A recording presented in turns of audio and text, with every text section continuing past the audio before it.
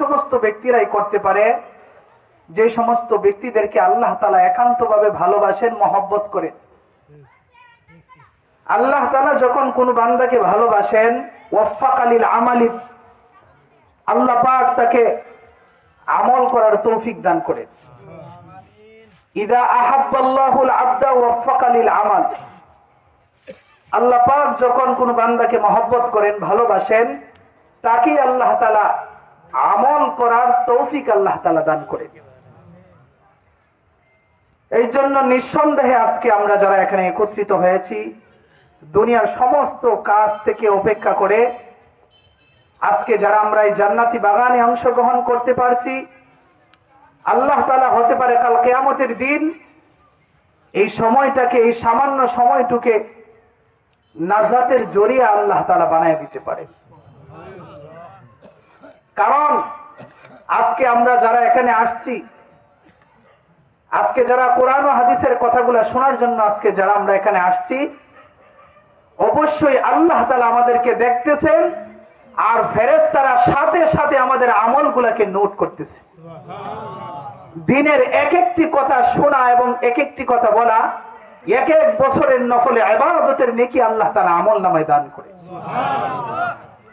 হযরত উলামায়ে কেরাম জবানে মুবারক থেকে কত গুরুত্বপূর্ণ নসিহা ওনারা করবেন। আল্লাহ তাআলা ওনাদের কোন কথার মাধ্যমে আল্লাহ তাআলা আমাদেরকে হেদায়েত দান করেন।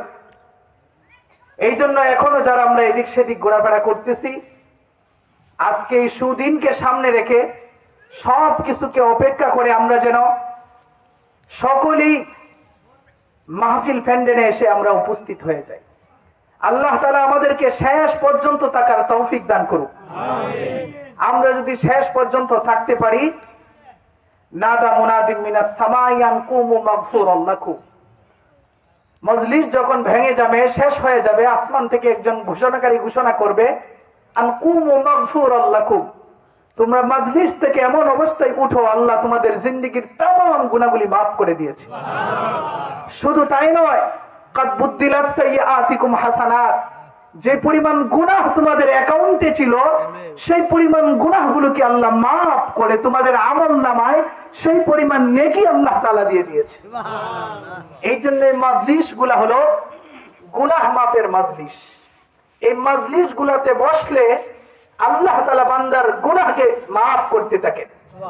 আসমান থেকে আল্লাহ তাআলার বিশেষ রহমত সকিনা আল্লাহ তাআলা নাযিল করতে থাকে।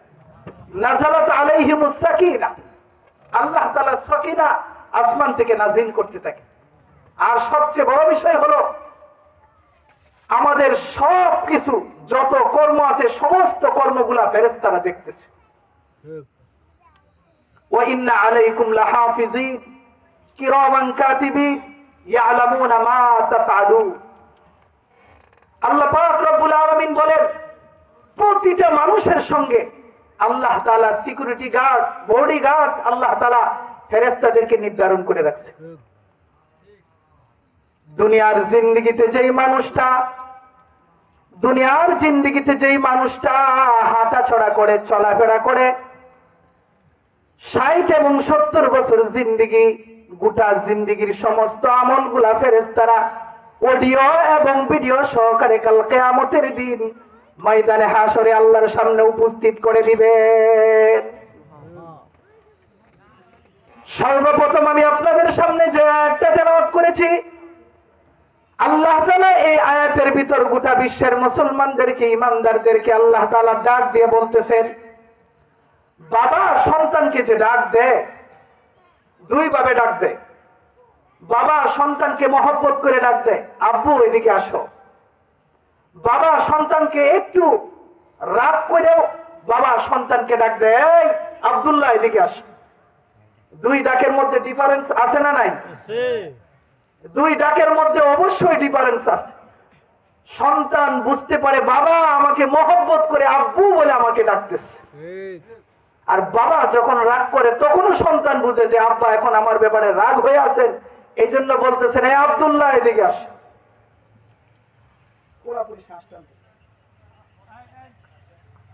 আল্লাহ তাআলা এই আয়াতের ভিতর ইয়া আইয়ুহাল্লাযীনা আমানুত্তাকুল্লাহ, ইয়া আইয়ুহাল্লাযীনা আমানুত্তাকুল্লাহা হাক্কা তুকাতিহি ওয়া লা তামুতুন্না ইল্লা ওয়া আনতুম মুসলিমুন। আল্লাহ তাআলা এই আয়াতের ভিতর পৃথিবীর সমস্ত ঈমানদারদেরকে আল্লাহ তাআলা মহব্বত করে রাখতেছে। ইয়া আইয়ুহাল্লাযীনা আমানু, হে পৃথিবীর ঈমানদারেরা রে, হে পৃথিবীর ঈমানদারেরা রে। ঈমানদারদেরকে আল্লাহ তাআলা মহব্বতের সুরে আল্লাহ ডাকতেছে। কোন কোন জায়গায় আল্লাহ তাআলা বলছে ইয়া আইয়ুহান নাস, হে মানুষেরা। কিন্তু ওই ডাকের তুলনায় এই ডাক আল্লাহ তাআলার কাছে বড় প্রিয়। মানুষের জন্য সৌভাগ্যের ডাক হলো এটা। পৃথিবীতে তো মানুষ, অনেক মানুষ আছে, আল্লাহ তাআলা মানুষ বইলে ডাক না দিয়ে এই আয়াতের ভিতর বলতেছেন হে পৃথিবীর ঈমানদারেরা। আল্লাহ তাআলা মহব্বত করে ডাক দিতেছেন ইয়া আইয়ুহাল্লাযীনা আমানু, হে পৃথিবীর ঈমানদারেরা রে। সমস্ত পৃথিবীর ঈমানদারদেরকে আল্লাহ মহব্বত করে ডাক দিয়ে কি মেসেজটা পৌঁছাচ্ছেন? আল্লাহ তাআলা এখানে সমস্ত পৃথিবীর ঈমানদারদেরকে আল্লাহ তাআলা একটা মেসেজ এই আয়াতের ভিতরে দিচ্ছেন। সেই মেসেজটা হলো ইত্তাকুল্লাহ। হে পৃথিবীর ঈমানওয়ালারা, ঈমানদারেরা, ঈমানদার মুসলমানেরা, ইত্তাকুল্লাহ, তোমরা আল্লাহকে ভয় করো। তোমরা আল্লাহকে কি করো? ভয় করো। আমার যতগুলা কথা হবে শুরু থেকে শেষ পর্যন্ত শুধু এই আয়াতের উপর ভিত্তি করে, এই ইত্তাকুল্লাহ তাকওয়ার উপর ভর করে আমি কিছু কথা বলার চেষ্টা করব ইনশাআল্লাহ। আল্লাহ তাআলা গোটা বিশ্বের ঈমানদারদেরকে কি বলে মেসেজ দিচ্ছেন? ইত্তাকুল্লাহ, হে পৃথিবীর ঈমানদারেরা, তোমরা আল্লাহকে ভয় করো।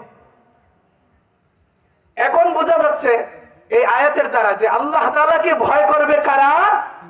ঈমানদার যারা আল্লাহকে ভয় করবে তারা।